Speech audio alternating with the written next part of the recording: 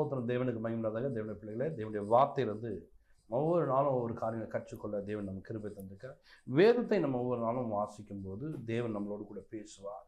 அந்த வார்த்தையை நீங்கள் விட்டு கணிங்க. தேவன் என் கூட என்ன சொல்ல விரும்புகிறார், எனக்கு என்ன சொல்ல போகிறார் என்பதை அறிந்து கொள்ளும்படிக்கு நீங்கள் தேவனோடு கூட நெருங்கி கற்றுக்கொள்ளும் போது தேவன் உங்களை ஆசீர்வதிக்க வல்லவராக இருக்கிறார். பரிசுத்தாவினத்தாமே நமக்கு துணையாக இருக்கிறார். அவர் நம்மளை வழிநடத்த வல்லவராக. இந்த நாளை கூட பாருங்க, நீதிமொழி புத்தகம் 19:21 எடுத்து வாசிங்க. மனுஷனுடைய இருதயத்தின் எண்ணங்கள் அநேகம், ஆனாலும் கர்த்தருடைய யோசனையே நிலை நிற்கும். மனுஷனுடைய இருதயத்தின் எண்ணங்கள் அநேகம் என்று வேதம் சொல்லுது. நம்முடைய இருதயத்தின் எண்ணங்கள் அநேகமாய் தோன்றும். அநேக விஷயங்கள் தோன்றும். ஒரு நாளைக்கு பாருங்க, பல விஷயம் தோன்றும். ஒரு இடத்துக்கு போனால் பல விஷயங்கள் குறிக்கிறோம். அப்போ பாருங்க, இதை செய்யலாமா, அதை செய்யலாமா, இதை செய்யலாமா, இதை செய்யலாமான்னு சொல்லிட்டு யோசனையே இருக்கும்போது, இருமனம் உள்ளவன் தன் வழிகளில் நிலையற்றவனாய் இருக்கிறான். அப்போ நிலையற்றவனாக நம்ம மாறிடுவோம். ஒரு காரியங்களை செய்ய முடியல, யோசித்து பார்த்தேன், இங்கே போகலாமா, இதை செய்யலாமா, அதை செய்யலாமா, எதுவுமே செய்யல, வீட்டில் உட்காந்துட்டேன். அப்படியேப்பட்ட எண்ணங்கள் தோன்றும் போது, உங்கள் இதயத்துக்குள்ள எண்ணங்கள் தோன்றும் போது கர்த்தரை நாட வேண்டும். கர்த்தருடைய ஆலோசனை கேட்க வேண்டும். ஆண்டவரே, நான் என்ன செய்யணும், என்ன செய்ய சித்தமாக இருக்கீங்க, நான் என்ன செய்யணும், எனக்கு கற்றுக் கொடுங்க ஆண்டவரே, எனக்கு சொல்லிக் கொடுங்கப்பா, எனக்கு தெரியலப்பா, எனக்கு இது நிறைய விஷயங்கள் தோன்றுது அப்படின்னு சொல்லிட்டு நீங்கள் தேவனிடத்தில் கேட்கும். ஏன்னா இன்றைக்கி ஒரு நாளைக்கு ஒரு மனிதனுக்கு 6000க்கு மேலே எண்ணங்கள் தோன்றுச்சு. நிறைய எண்ணங்கள் தோன்றிகிட்டே இருக்கும். ஒரு சிலருக்கு பாருங்கள், ஆய்வு அறிக்கையில் சொல்கிறாங்க 60,000 தோன்றுமா. அது பாருங்கள், ஒரு சிலருக்கு இப்படி இருந்து அவ்வளோ விஷயம். நீங்கள் நினச்சிப்பேன் நமக்கு 1, 2, 3, 4 ஏதோ ஒரு 10, 20 போயிட்டுருக்கோம், நம்மளுக்கு யோசனை நினச்சிப்போம். ஆனால் பல விஷயங்கள் நமக்குள்ளே தோன்றிக்கொண்டே இருக்கும். இப்போ இந்த தோன்றுதல் உள்ள காரியங்கள் வந்து நீங்கள் எப்படி கரெக்டான விஷயத்த, என்னுடைய காரியங்கள் என்ன அப்படின்னு புரிஞ்சுங்கன்னா, நீங்கள் தேவனிடத்தில் நெருங்க வேண்டும். வசனம் சொல்லி பாருங்க, மனுஷனுடைய இதயத்தில் எண்ணங்கள் நம்ம அநேகம் இருக்குமா, கர்த்தருடைய யோசனை மட்டும்தான் ஒரு மனிதனுக்கு நிலை நிற்கும். அப்போ நிறைய காரியங்களை யோசிக்கலாம், நம்ம வாயிலேருந்து என்ன பேசுகிறோமோ அது மாத்திரம்தான் நிலை நிற்கும். நான் இதை யோசித்து சொல்ல வேண்டியதுதான்னு கேட்பாங்க.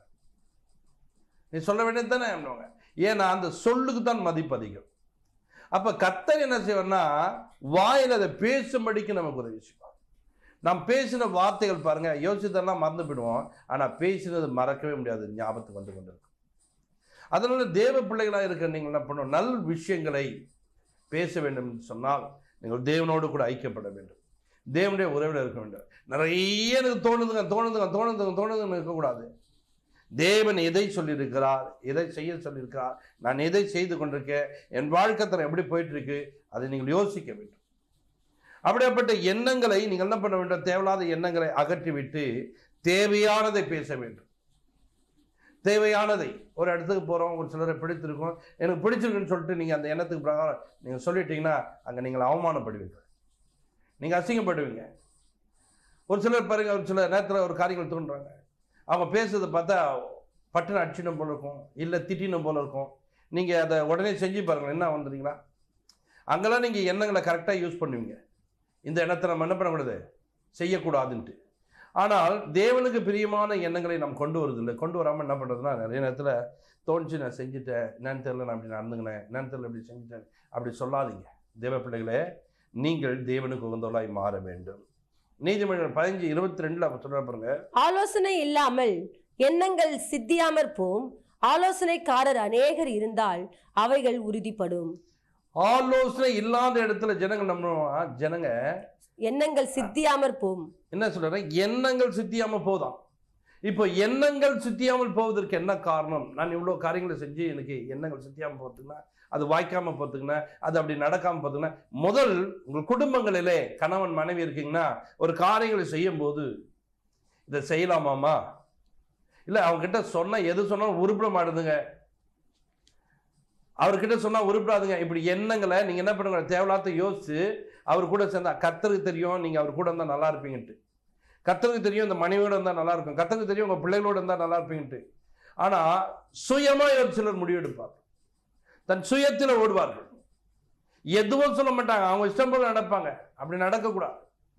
அந்த குடும்பங்கள் பாரு, கொஞ்ச நாள் நல்லா போயிட்டு இருக்கும், அதுக்கப்புறம் பார்த்தாது என்கிட்ட என்ன சொன்னேன், இப்போ வந்து மாத்திரம் பேசுகிறேன்னு தோல்விகளை சந்திக்கக்கூடிய ஒரு மனிதனாக மாறிவிட்டு.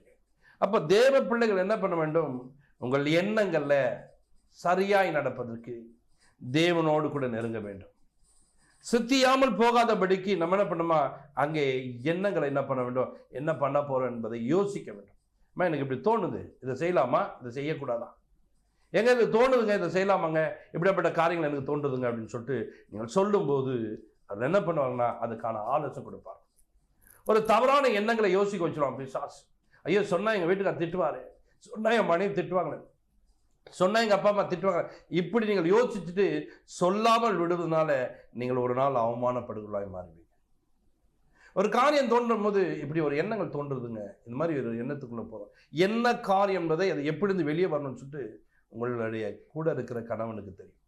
இல்லை என்று சொன்னால் உங்களோடு கூட இருக்கிற தேவனிடத்தில் பேசுறேன், அப்பா நான் இந்த எண்ணம் உள்ளவனாய் காணப்படுகிறேன், இப்படிப்பட்ட எண்ணம் எனக்குள்ள உண்டாது, இந்த எண்ணங்களினாலே நான் குறைப்பட்டவனாய் மாறுவேன், என் வாழ்க்கை தரம் இப்படி மாறி போவேன், எனக்கு நீங்க உதவி செய்யுங்கன்னு சொல்லிட்டு அவரை பார்த்து கேட்கும்போது அவர் அதிலிருந்து மீட்டெடுக்க உங்களுக்கு கிருபை தருவார், அவைகளிலிருந்து விடுதலை பெற கிருபை தருவார். இப்படிப்பட்ட எண்ணங்களிலிருந்து நீங்க வெளியே வர வேண்டும். உங்க சுயத்திலே ஓடுகிற காரியங்களை விட்டுவிட வேண்டும். இன்னைக்கு நிறைய பேருடைய வாழ்க்கை அப்படிதான் ஓடி எனக்கு எங்க போயிடுச்சுன்னா முடிவு டைவர்ஸ் கிட்ட போய் நிற்குது. ஒருத்தர் பேசும்போது சொல்றாங்க, எங்க வீட்டுக்காரர் நான் ஒண்ணுமே பண்ண கூப்பிட்டு வந்து எங்க வீட்டில் விட்டாரு, விட்டவர் இன்னைக்கு வந்து பாத்தீங்கன்னா என்னை திரும்ப வந்து கூப்பிடவே இல்லை பாஸ்டர், ஏன் கூப்பிடல அப்படின்னா தெரியல. அவருக்குள்ள ஒரு யோசனை வேற மாதிரி இருந்துச்சு, அவருடைய எண்ணங்கள் வேற மாதிரி ஆச்சு. இப்போ திருமணம் பண்ண மனைவியை விட்டு விட்டா 6 வருடங்கள் கடந்து போச்சு. இந்த அம்மாவை ஏங்க என்னை விட்டுட்டீங்கன்னு சொல்லிட்டு கூட கேட்காம இருந்துட்டு இருக்காங்க. இன்னைக்கு பாருங்க டைவர்ஸர்களும் போய் நிற்கும் போது அப்போ புலம்புறாங்க, எங்கள் வாழ்க்கை மாறிச்சு பாஸ்டர், எனக்கு நீங்கள் கொஞ்சம் ஆலோசனை கொடுங்க. இப்போ நீ ஆலோசனை கேட்குறியே, உன்னை விட்டுட்டு போனாங்க 6 வருடத்துக்கு முன்னாடி 18ல் விட்டா, அப்போவே நீ போய் ஆண்டவர்கிட்ட ஆலோசனை கேட்டு, அப்பா நான் இப்படி இருக்கிறேன், எனக்கு என்ன ஆலோசனை சொல்லுங்க, என் எண்ணம் இப்படி தோன்றுது, என் சிந்தனையில் இப்படி எண்ணங்கள் தோன்று, எனக்கு உதவி செய்யுங்கன்னு சொல்லிட்டு கேட்டிருந்தா கர்த்தர் உதவி செஞ்சுப்பா. உனக்குள்ள இருக்க தேவையில்லாத எண்ணங்களை தகர்த்து போட்டுவிட்டு நல்ல எண்ணங்களை தேவன் உண்டு பண்ணியிருப்பான். நீதிமொழிகள் 20:18 வாசிக்கும் 20:18 ஆலோசனையினால் எண்ணங்கள் ஸ்திரப்படும், நல் யோசனை செய்து யுத்தம் பண்ணு. கவனிங்க, ஆலோசனையால தான் எண்ணங்கள் என்ன பண்ணுமா, ஸ்திரப்படுமா. ஆலோசனை நமக்கு ரொம்ப முக்கியம். எதை பண்ணலாம், எப்படி பண்ணலாம், இந்த இடத்துக்கு போறோமே இதை செய்யணும், இந்த வருடத்தை கடக்க போறோமே என்ன செய்யலாம், இந்த வருடத்தில் இவ்வளோ கடன் இருக்குது என்ன பண்ணலாம், உக்காந்து யோசனை பண்ணு.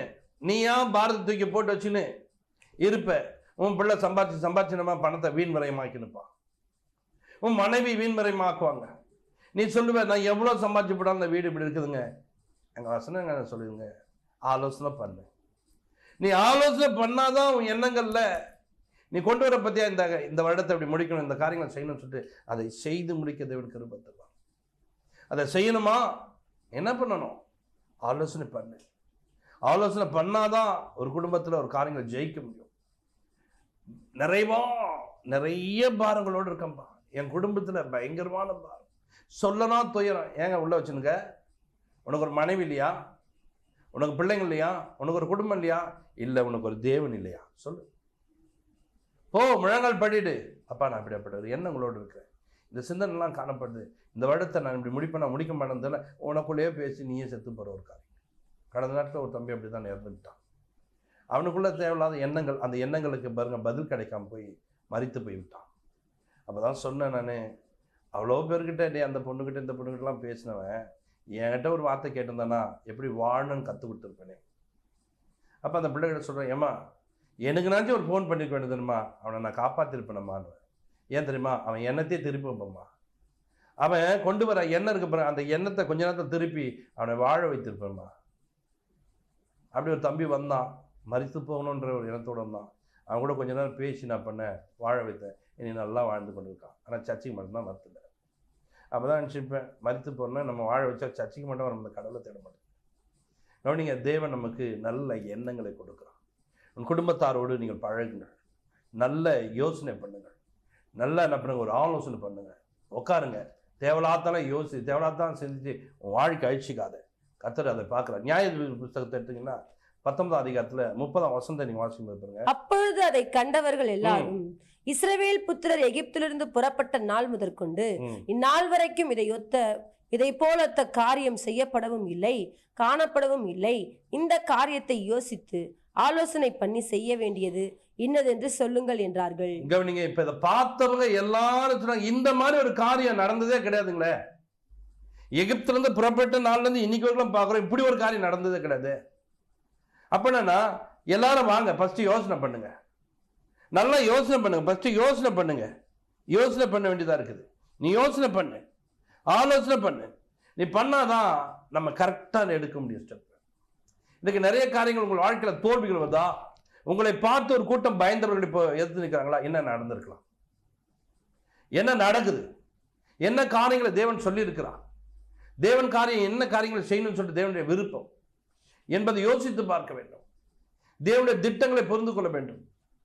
இப்ப பாருங்க, ஒருத்தர் இஸ்ரவேல்ல ஒரு அசுத்தமான காரியங்களை செய்து விட்டான். செய்துட்டு இங்க வந்திருக்கிறான். வந்ததுனால ஒரு தோல்வியை சந்திக்கக்கூடிய ஒரு விஷயம். ஒரு சின்ன கூட்டத்துக்கு நடுவில் அவர் முதுகு காட்ட வேண்டிய சூழ்நிலை. ஏன் இப்படிப்பட்ட ஒரு சூழ்நிலை வருது? யாரோ ஒருத்தவன் குடும்பத்தில் ஏதோ ஒன்று பண்ணிவிட்டான். அதனால தான் உன் குடும்பம் இன்றைக்கு கடன் பாரங்களில் போய் கொண்டிருக்கு, கண்ணீரில் போய் கொண்டிருக்கு. நீ உடனே சொல்ல, இந்த மனுஷனால் தான் இதெல்லாம் நடக்குது, இவ்வளோலாம் அப்படி நடக்குது. ஏங்க, யாரால நடக்குது நீங்க பாருங்க. ஃபர்ஸ்ட் தேவனிடத்துல போனாதான் தேவன் உனக்கு ஆலோசனை கொடுப்பார். தேவனிடத்துல போனாதான் தேவன் அதுக்கான வழிகளை கற்றுக் கொடுப்பார். நீங்கள் தேவனிடத்துல போக வேண்டும். அவர் பாருங்க, இப்ப யாரால் நடந்துன்னு தெரியல. யோசுவா பண்ண வஸ்திரம் கேட்டு கொண்டு போய் உட்கார்ந்தார், முகம் குப்புற விழுந்தார், தேவனிடத்துல கடந்தார், தேவ சமுதிரத்தை காட்டினார். தேவன் பாருங்க அவருக்கு ஒரு ஆலோசனை கொடுக்க ஆரம்பிச்சார், அவரோடு கூட பேச ஆரம்பிச்சார். அவர்கிட்ட சொல்றார், யாருக்கு மேல இது பிரச்சனை, எல்லாரையும் பரிசுத்தமாக வர சொல். அப்போ ஒரு மனிதன் குறிப்பிட்டார். அந்த மனிதன் சொல்லும் போது, அவன் தான் அப்படிப்பட்ட காரியங்களை செய்தான், அவனை பிடித்து கொண்டு வாங்க, அவங்களை பிடிச்சு என்ன பண்ணுங்க, கல்லஞ்சி கொண்டுடுங்க. புரிஞ்சுதுங்களா? இன்னைக்கு இவ்வளவு பெரிய ஒரு கூட்டம் வீழ்ச்சி அடைவதற்கு காரணம் ஏதோ ஒரு மனிதனுடைய தவறு. இன்றைக்கு உன் வீட்டுக்குள்ள உன் பொண்ணோ உன் பிள்ளையோ ஏதோ ஒரு தவறு பண்ணிட்டு இருப்பாங்க. நீ உங்க வீட்டுக்காரரை கடிந்து கொண்டிருப்ப, நீ உன் மனைவி கடிந்து கொண்டிருப்ப. இன்னைக்கு தேவ பிள்ளைகளை நீங்கள் என்ன பண்ண வேண்டும்? தேவனிடத்தில் ஆலோசனை கேட்க வேண்டும். ஒரு வியாபாரம் சரியா நடக்கல, ஒரு தொழில் சரியா போகல, என்ன ஆட்சி என்ன நடக்குது, ஏதோ ஒரு வகையில இவன் தவறிவிட்டான்.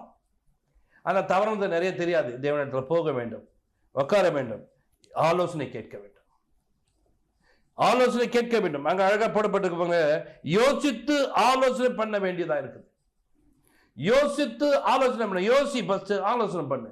ஏன் எல்லாரும் வாங்க, இஸ்ரவேல் எல்லாரும் வாங்க, இஸ்ரவேல் எல்லாம் வந்து கூடுங்க, நம்ம யோசிக்கலாம், ஆலோசனை பண்ணலாம். இன்னைக்கு தேவனுடைய பிள்ளைகளை உங்கள் குடும்பங்களிலே யோசிங்கள், ஆலோசனை பண்ணுங்கள், இரவு நேரத்தில் உட்காருங்கள்.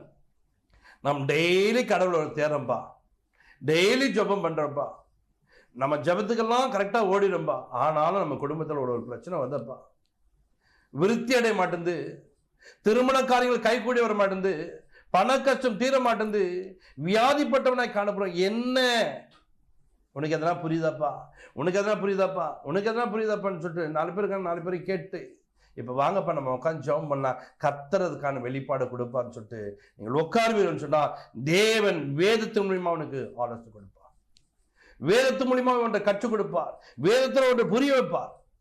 அன்றோடைய சமூகத்துக்கு போ, யோசி, ஆலோசனை பண்ணு, ஆண்டவனுக்கு உதவி செய்வார். நீதிமொழிகள்ல 11ஆம் அதிகாரத்துல 14ஆம் வசனத்தை வாசிங்க பாருங்க. ஆலோசனை இல்லாத இடத்தில் ஜனங்கள் விழுந்து போவார்கள், அநேக ஆலோசனைக்காரர் உண்டானால் சுகம் உண்டாகும். உங்கள் வீடு ஆலோசனை பண்ற ஒரு வீடாய் மாற வேண்டும். அநேகர் ஆலோசனை பண்றவங்களா இருக்கணும். அந்த ஆலோசனை பண்ற வீட்டில் தான் சுகம் உண்டா இருக்கும். விழாதபடிக்கு அந்த குடும்பம் தாங்கப்படும்.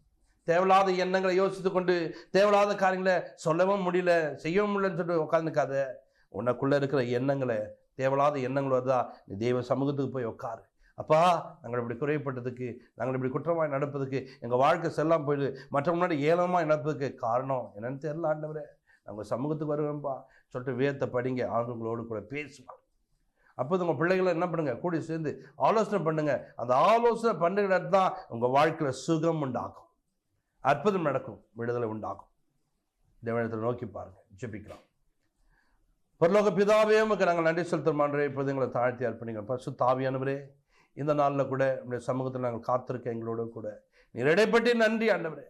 அநேகருடைய எண்ணங்கள், தேவையில்லாத எண்ணங்களை யோசித்து கொண்டு எங்கள் வாழ்க்கை இப்படி மாட்டோமா, நான் இப்படி ஆயிடுவேனா அப்படி ஆயிடுவேன்னு சொல்லாத படிக்கின்ற எந்த பிரச்சனை வந்தாலும் அதுக்கு நடுவில் கர்த்தருடைய சமூகத்துக்கு போக வேண்டும், கர்த்தரிடத்தில் ஒரு ஆலோசனை கேட்க வேண்டும், நான் யோசித்து ஒரு முடிவெடுப்பேன் என்று தேவ சமூகத்துக்கு போகணும், கர்த்தருக்கு சித்தமானால் அது வாய்க்கட்டும் என்று தேவனிடத்தில் ஒப்பு கொடுக்கலாய் மாற வேண்டும். அப்படி நடத்தும் ஆஸ்வதியும் அவருடைய தேவையெல்லாம் சந்தியும் அவருடைய நெருக்கத்தெல்லாம் மாற்றும், கண்ணீரை தொடங்க ஆண்டவரே, நல்ல எண்ணம் உள்ளவர்களாய் ஒவ்வொருவரையும் கர்த்தர் மாற்றும். இயேசு கிறிஸ்துவ ஜெபங்களோடு நல்ல பிதாவே, ஆமென்.